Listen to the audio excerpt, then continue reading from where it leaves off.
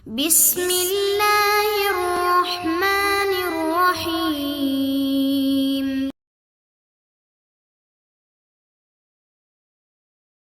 Baik, kita lanjutkan al-haditsus sabi', hadis yang ke-7.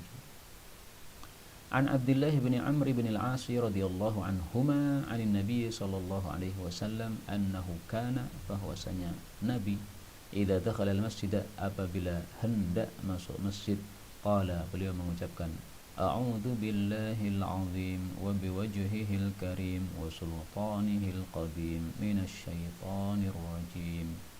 Aku berlindung kepada Allah yang Maha Agung, kepada wajahnya Allah yang Maha Mulia, kepada kekuasaannya Allah yang Maha Qadim. Qadim itu tidak ada awalnya, yaitu sejak dulu ada Allah itu. Berlindung minasyaitonir rajim, dari setan yang terkutuk. Qala, maka rawi bertanya, aqat, apakah itu saja doanya? Qultu, saya mengatakan, na'am, ya.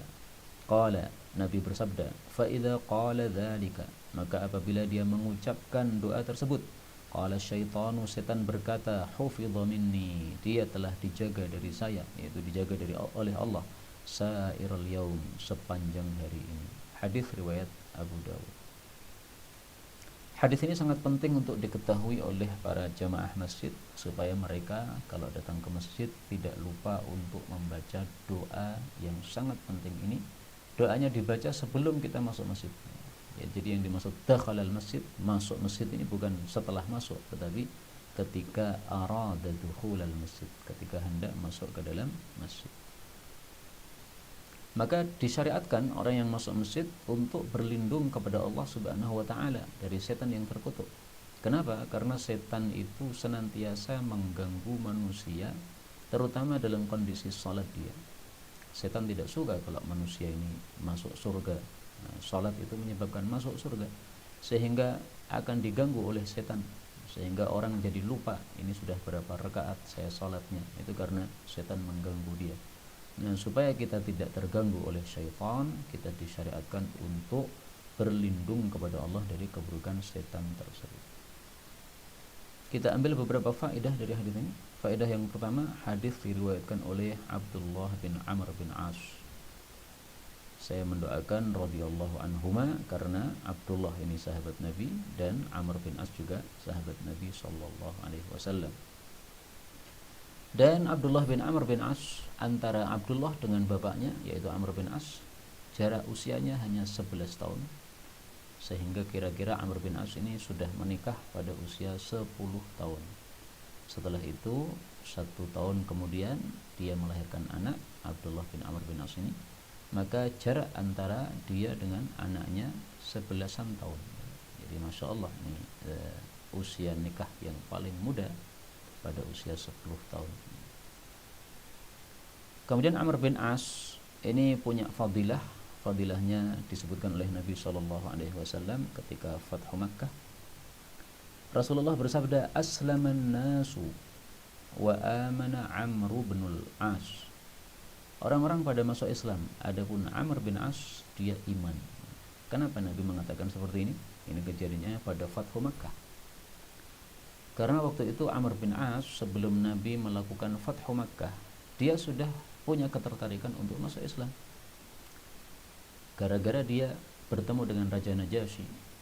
Kemudian dia minta izin kepada Raja Najasyi untuk membunuh salah satu sahabat Nabi yang dikirim oleh Nabi Muhammad SAW kepada Raja Najasyi. Maka Raja Najasyi yang muslim itu dia marah bukan main mendengar perkataan Amr bin As, sehingga Amr bin As akhirnya minta maaf. Dia mengatakan, kalau saja saya tahu Anda marah, saya tidak akan minta izin membunuh sahabatnya Muhammad ini. Maka Raja Najasyi mengatakan, wahai Amr bin As, bagaimana mungkin saya akan serahkan seorang laki-laki yang dikirim oleh Muhammad, yang Muhammad itu didatangi oleh malaikat yang terbesar, yang dulu pernah datang kepada Nabi Musa alaihissalatu wassalam. Maka Amr bin As kaget mendengar perkataan seperti ini, dan dia bertanya, apakah betul Muhammad seperti itu? Maka Najasyi mengatakan, betul, dia adalah Nabi dan dia nanti akan mengalahkan kalian semua yang memerangi dia. Maka akhirnya Amr bin As masuk Islam pada saat itu juga. Dia mengatakan, saya baiat kepada engkau wahai Najasyi, untuk engkau terima Islam saya kepada Muhammad sallallahu alaihi wasallam. Maka dibaiatlah oleh Raja Najasyi. Nah, setelah itu Amr bin As kemudian balik lagi ke kampungnya di Mekah. Setelah itu dia datang ke Madinah untuk masuk Islam. Nah, di tengah perjalanan ternyata dia ketemu dengan Khalid bin Walid. Ternyata Khalid bin Walid tujuannya juga sama, ingin masuk Islam. Ketemu juga dengan Uthman bin Talhah Al-Hajabi yang membawa kunci Ka'bah, dan dia tujuannya juga masuk Islam. Nah, akhirnya 3 orang ini, Amr bin As, Khalid bin Walid, dan Uthman bin Talhah Al-Hajabi, sama-sama bareng-bareng masuk Islam, menemui Rasul Shallallahu Alaihi Wasallam di kota Madinah. Nah, ternyata Rasulullah mengadakan perjalanan menuju ke Mekah untuk menaklukkan kota Mekah, Fathu Mekah. Nah, maka ketika sudah pada masuk Islam orang-orang di Mekah, Rasulullah mengatakan hadis ini, aslaman nas, orang-orang pada masuk Islam, sementara Amr bin As iman. Karena apa? Islam dengan iman berbeda. Kalau Islam bisa saja terpaksa, mereka masuk Islam gara-gara Mekah sudah ditaklukkan. Tetapi kalau iman, maka ini tidak terpaksa, itu karena memang betul-betul Islam sudah meresap dalam hatinya, sehingga dia betul-betul iman kepada Allah Subhanahu wa ta'ala. Faedah berikutnya, hadis ini menunjukkan biwajhihil karim, adanya wajah bagi Allah Subhanahu wa ta'ala. Tetapi memang laisa kamitslihi syai', Allah itu tidak seperti apapun juga. Maka jangan dibayangkan wajah Allah seperti wajah manusia, yaitu berada di kepalanya di atas sini. Tidak seperti itu, karena laisa kamitslihi syai'. Tapi wajah Allah betul-betul ada. Dan nanti di dalam jannah, orang yang paling dekat dengan Allah adalah yang bisa melihat wajah Allah pagi dan sore. Inna adna ahlil jannati manzilatan lama yanzuru ila jinanihi wa azwajihi wa ni'amihi wa khadamihi wa surrihi masirata alfi sanah wa akramuhum 'ala Allah. Yang paling mulia di hadapan Allah dari penghuni jannah, may yanzuru ila wajhihil karim, orang yang bisa melihat wajah Allah yang mulia, ghudwatan wa 'ashiyatan, pagi dan sore. Hadis riwayat Tirmidzi, dan beliau menghasankan hadis ini, tetapi Syekh Albani mendhaifkannya. Mudah-mudahan semua kita bisa melihat wajah Allah Subhanahu wa ta'ala di dalam jannah pagi dan sore. Amin ya rabbal alamin. Kemudian kata-kata Al-Qadim ini diperselisihkan oleh para ulama, apakah Al-Qadim termasuk nama Allah Asmaul Husna atau bukan. Yang mengatakan bahwa Al-Qadim termasuk Asmaul Husna, dalilnya hadis ini, Sultanihil Qadim. Kekuasaan Allah sifatnya qadim. Nah, kalau sifat kekuasaan Allah qadim, berarti Allah juga qadim, karena sifatnya Allah itu menyertai zat Allah Subhanahu wa ta'ala. Tetapi karena ada perselisihan di antara para ulama, paling bagusnya kita tidak menggunakan nama ini sebagai Al-Asmaul Husna, sehingga jangan berdoa dengan ya qadim, ya qadim, ya, karena ada perselisihan pendapat. Demikian juga tidak usah memberi nama anak kita misalnya Abdul Qadim, karena adanya perselisihan pendapat di antara para ulama rahimahumullahu ta'ala.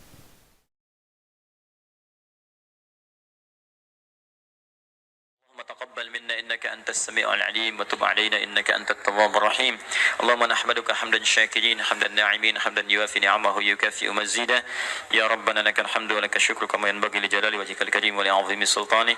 اللهم صل وسلم وبارك على رسولك الكريم نبينا محمد وعلى آله وصحبه أجمعين. اللهم اجعلنا من أهل القرآن waj'alil Qur'ana sahiban lana fid dunya wa syafi'an lana fil akhirah. Ya Allah, jadikan kami termasuk ahli Al-Qur'an. Jadikan Al-Qur'an sebagai sahabat kami di dunia, syafaat bagi kami di akhirat. Allahumma nawwir ya Allah qulubana binuril Qur'an. Ya Allah, sinari hati kami dengan cahaya Al-Qur'an. Wa nawwir akhlaqana binuril Qur'an. Ya Allah, sinari akhlak kami dengan cahaya Al-Qur'an. Allahumma nawwir hayatana binuril Qur'an, a'ilatana binuril Qur'an, quburana binuril Qur'an. Ya Allah, sinari kehidupan kami dengan cahaya Al-Qur'an. Sinari keluarga kami dengan cahaya Al-Qur'an. Sinari alam kubur kami kelak dengan cahaya Al-Quran. Allahumma ya arhamar rahimin, taqabbal minna jami' amalina salihah. Ya Allah, mohon terima seluruh amal kami, jadikan itu soleh dalam pandangan-Mu ya Rabbal Alamin. Rabbana yassir lana wa la tu'assir alaina. Ya Allah, mudahkan semua urusan kami, jangan berikan kesulitan pada kehidupan kami. La tada'lana fi maqamina hadha dhanban illa ghafartah. Jika ada pendosa hadir di ta'lim ini, jangan biarkan dia meninggalkan tempat ini ya Allah, kecuali Engkau telah ampuni segala dosanya. wala hamman illa farajtah. Jika ada yang tengah gelisah, jangan biarkan dia meninggalkan majlis ini kecuali engkau telah tenangkan keadaan hatinya. Allahumma wala maridan illa syafaitah. Jangan ada ya Allah orang sakit di tempat ini kecuali engkau sembuhkan penyakitnya. Allahumma ya Allah, Allahumma ya Allah, Rabbana atina fid dunya hasanah wa fil akhirati hasanah wa qina adzabannar. Bifadlika subhana rabbika rabbil izzati amma yasifun.